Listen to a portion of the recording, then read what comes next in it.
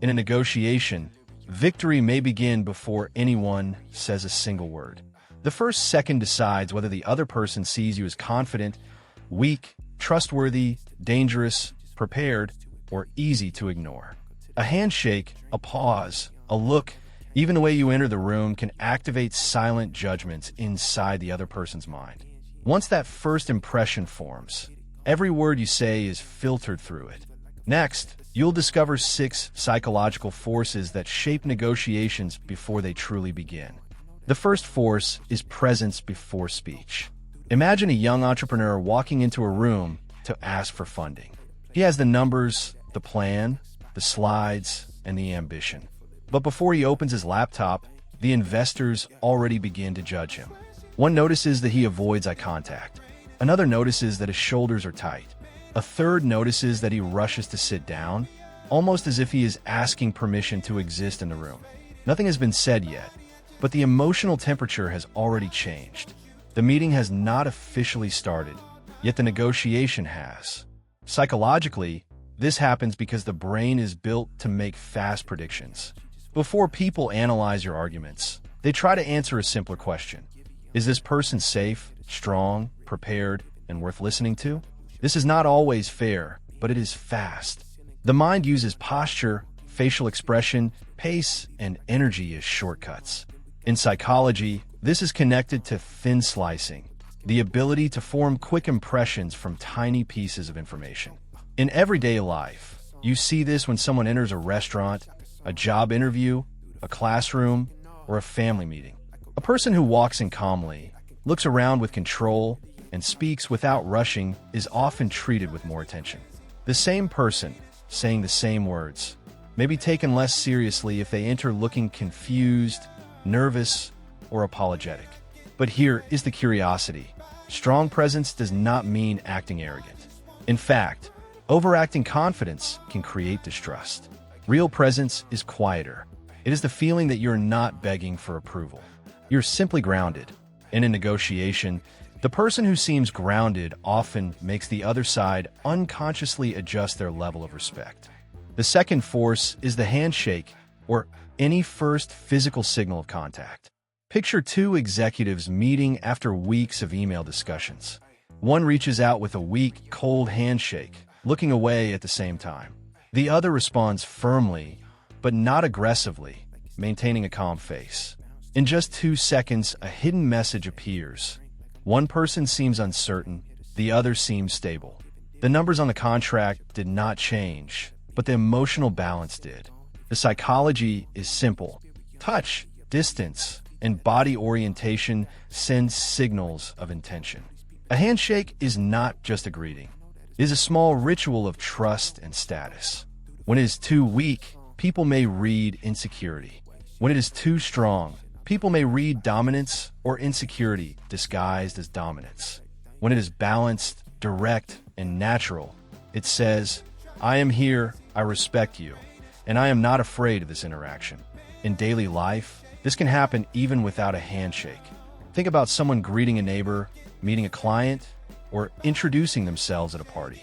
If the first gesture feels closed, distracted, or forced, the conversation often starts with invisible resistance.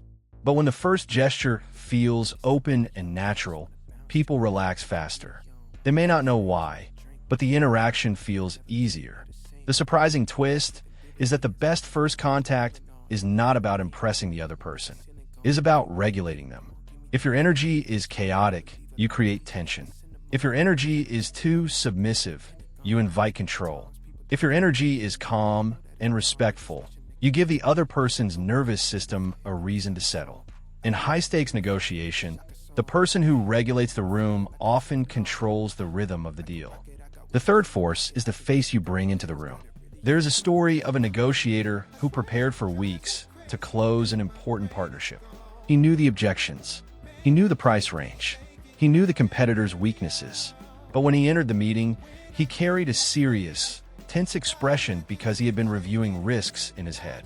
The other side interpreted his face as coldness. They became defensive before he even explained his offer. Psychologically, the human face is one of the fastest emotional signals we process. People read tiny changes in the eyes, mouth, eyebrows, and jaw. A tense face may be interpreted as hostility. A forced smile may be interpreted as manipulation. A blank expression may be interpreted as indifference. The face becomes a silent headline that tells the other person what kind of interaction they are about to have. In everyday situations, this happens all the time. You send a message, someone replies with a period instead of an emoji, and suddenly you wonder if they are angry. You enter a room and someone looks serious, so you assume you did something wrong. You meet a salesperson who smiles too much, and instead of trusting them, you feel they're trying to push you. The signal is small, but the reaction is big. The curiosity is this: the best negotiation face is not a permanent smile. It is emotional flexibility. A calm face when listening, a slight smile when greeting, a serious expression when discussing important details, a relaxed expression when tension rises. This tells the other person that you're not controlled by the pressure. You can respond to the moment. And people often trust the person who appears emotionally adjustable more than the person who tries to look confident all the time. The fourth force is vocal authority. Imagine a lawyer entering a difficult settlement meeting.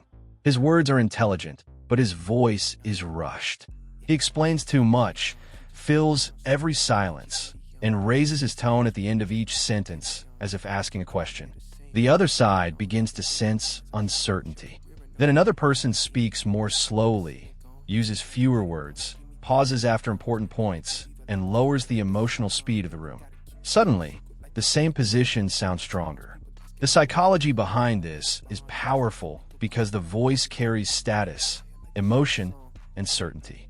People do not only listen to what you say, they listen to how your nervous system sounds while you say it. A rushed voice can suggest fear of interruption. A shaky tone can suggest doubt. A controlled pace suggests that you believe your words deserve space. Pauses create weight. Silence, when used correctly, can make a sentence feel more valuable. In daily life, think about asking for a raise, returning a product, discussing a price, or setting a boundary with someone. If you speak too fast, the other person may feel they can interrupt or negotiate you down. If you speak with calm clarity, even a simple sentence becomes stronger. "This is what I can offer," sounds different when said with hesitation than when said with grounded calm. But the twist is that vocal authority is not about having a deep voice or sounding like a movie character. It is about congruence. If your words say, "I am confident," but your voice sounds desperate, people believe the voice. If your words say, "I am flexible," but your tone sounds irritated, people believe the tone. In negotiation, the voice often reveals what the sentence tries to hide. That is why experienced negotiators listen not only for information, but for emotional leakage. The fifth force is the halo effect. A consultant once arrived at a meeting with a simple proposal. Nothing extraordinary, but he was organized, well-dressed for the context, remembered everyone's names, opened his notes with precision, and spoke with calm structure. Before he reached the strongest part of his offer, the room already assumed he was competent. His preparation created a glow around everything he said. That glow is the halo effect.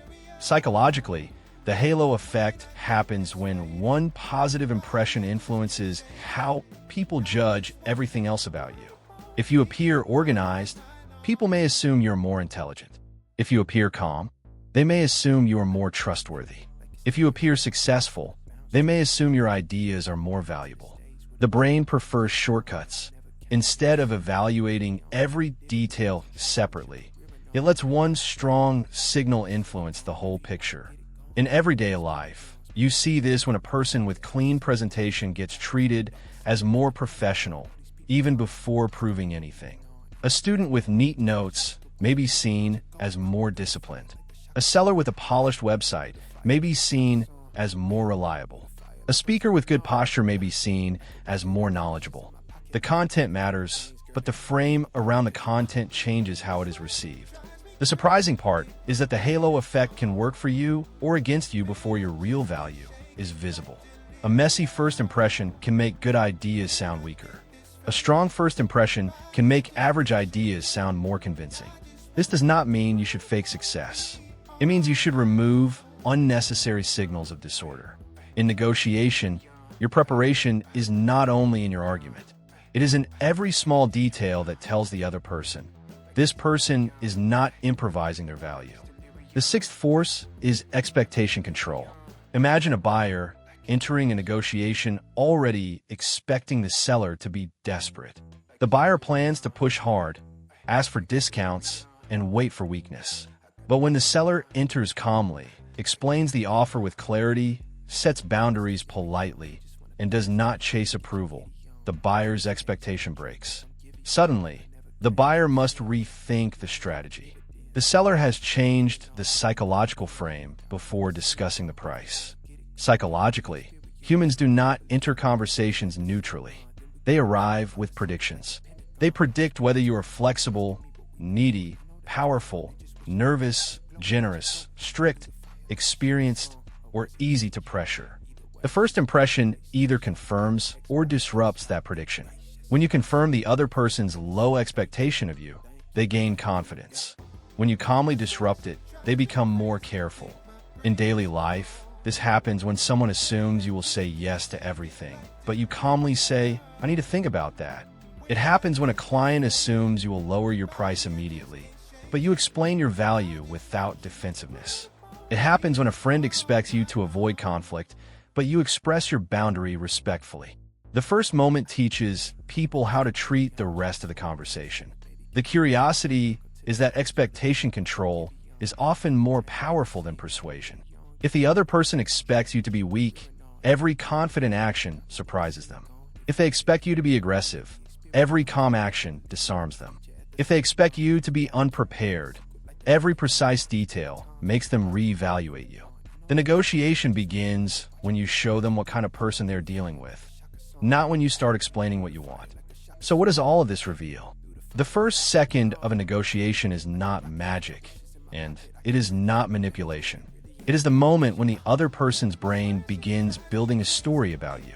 Are you confident or insecure? Prepared or improvised? Trustworthy or risky? Calm or reactive?